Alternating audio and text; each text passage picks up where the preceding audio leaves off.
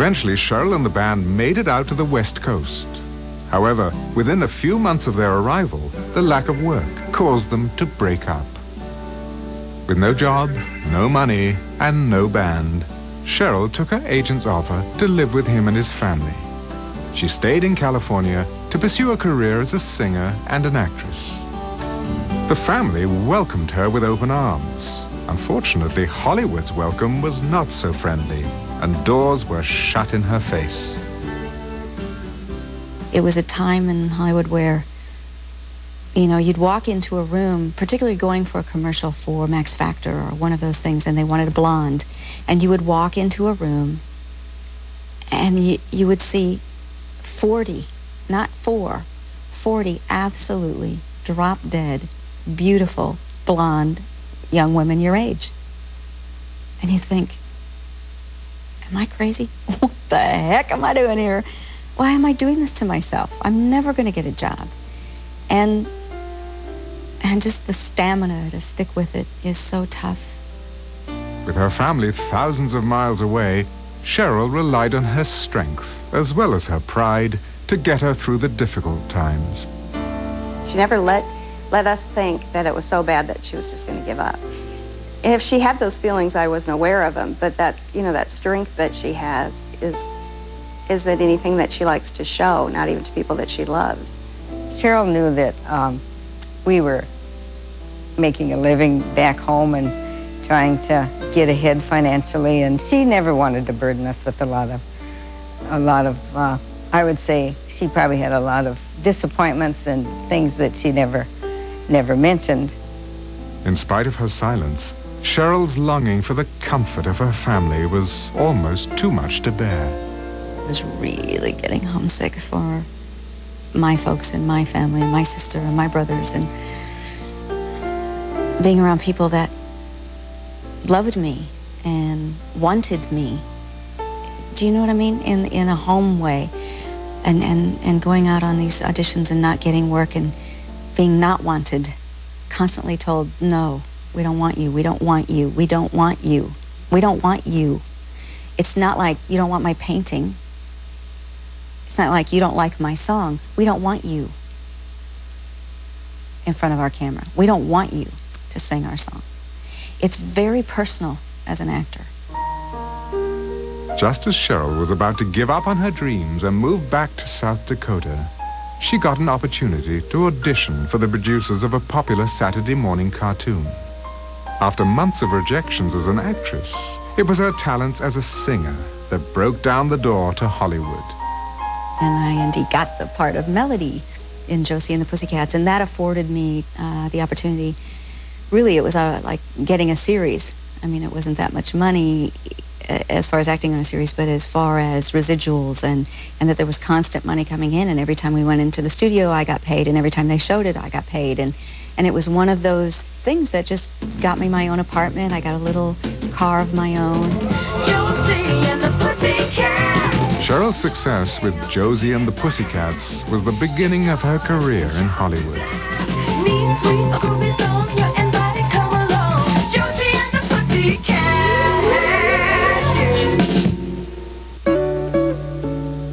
It would not be long before Cheryl would land a part in a now-forgotten movie called Evil in the Deep.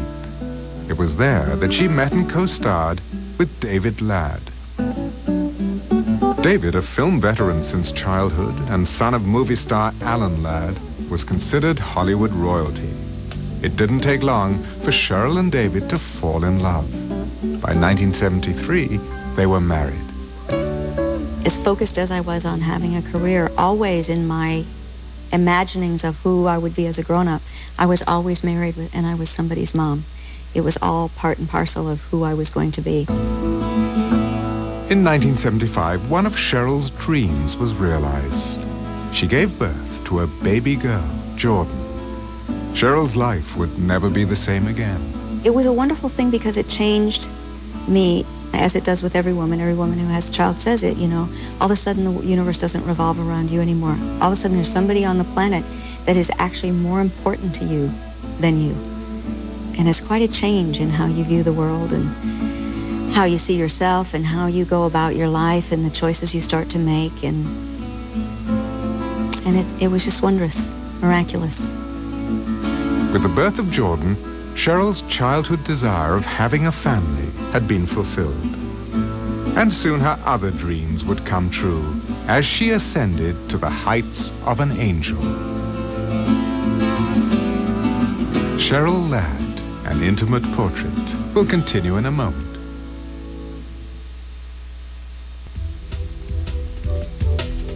Lifetime television for women.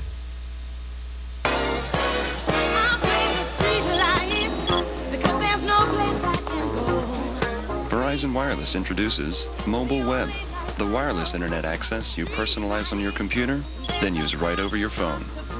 With a simple scroll and click, you can get just the information you want, the moment you want it. Mobile Web, only from Verizon Wireless. Join in. Sign up now and get the first 3 months access free with annual contract.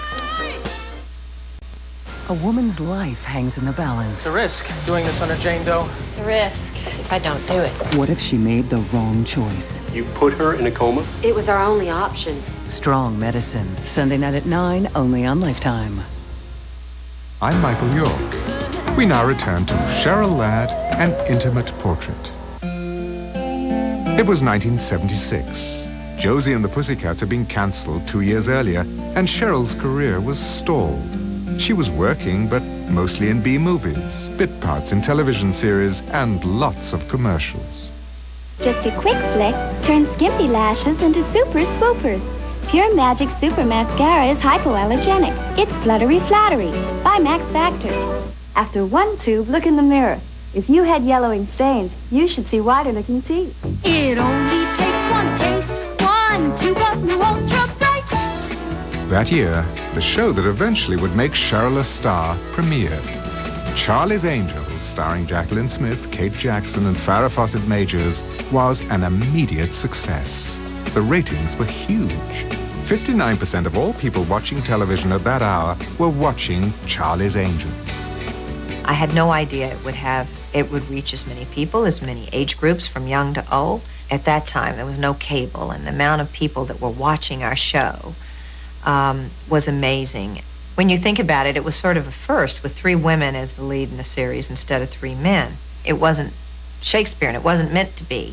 But, you know, I think we handled it with the care that we could and brought a bit of flair and fun and adventure to nighttime television.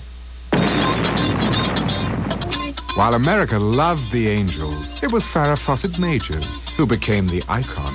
But after 1 season, Farrah announced she was leaving to pursue other projects. Her departure came as a shock to the show's producer, Aaron Spelling, and he immediately began to look for someone to replace the superstar. CHERYL had guest starred in several of Spelling's shows, and he turned to her as his pinch hitter. But surprisingly, CHERYL turned him down.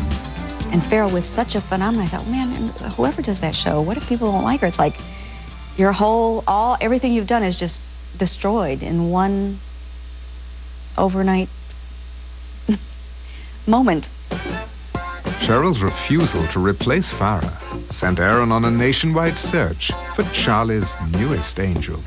But after weeks of auditioning hundreds of girls, Aaron was more convinced than ever that the angel for him was CHERYL.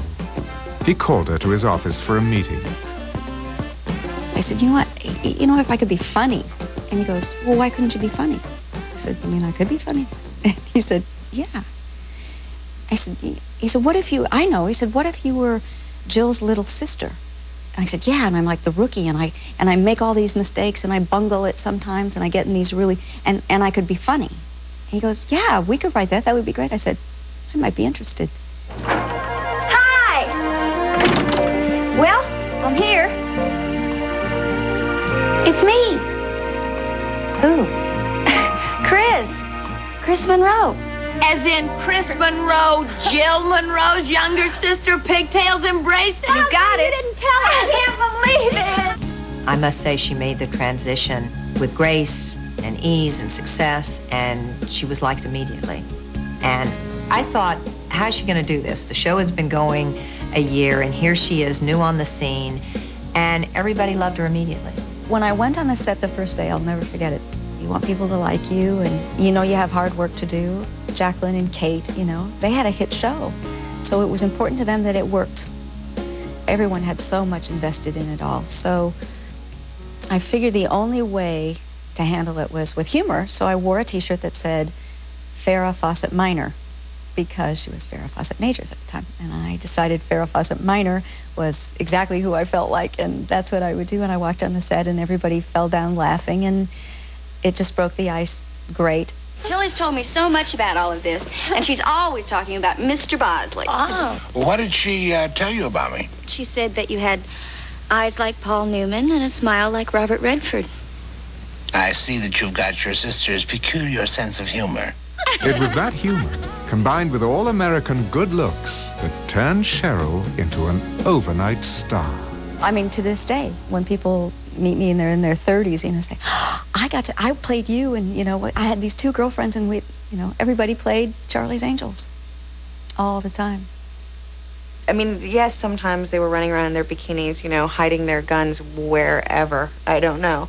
But that was what was so wonderful about it, is that they were beautiful, and they weren't stupid, and they were smart, and they were cunning, and they were cops. You know, it was so great.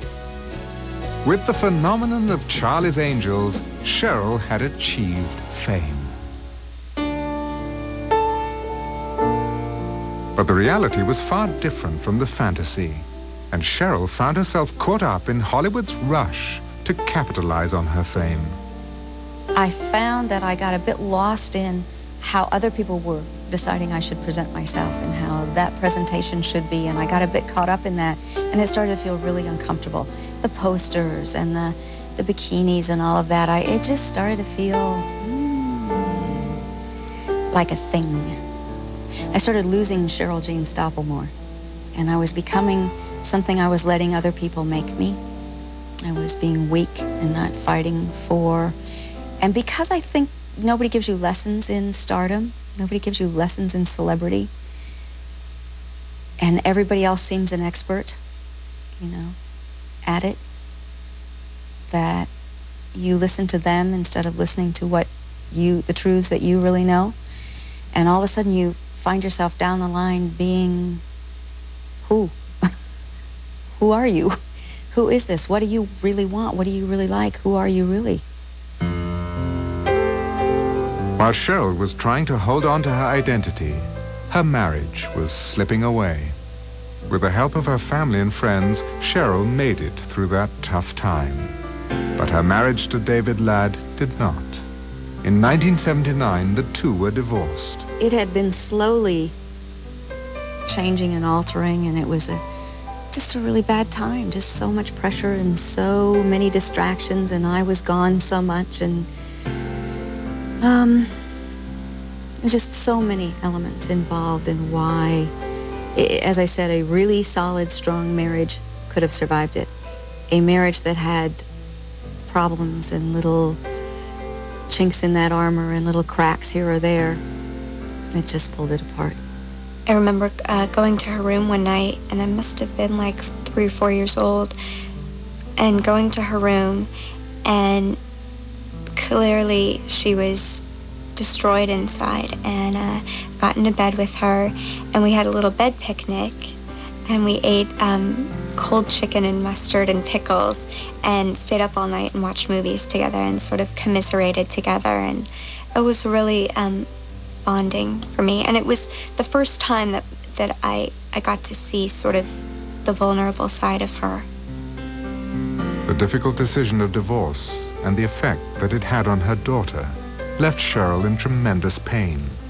She finds it hard to talk about, even today.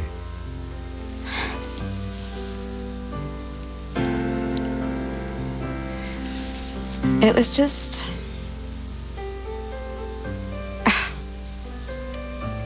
the time that I knew that my marriage was over and that I was going to have to do something that would hurt Jordan.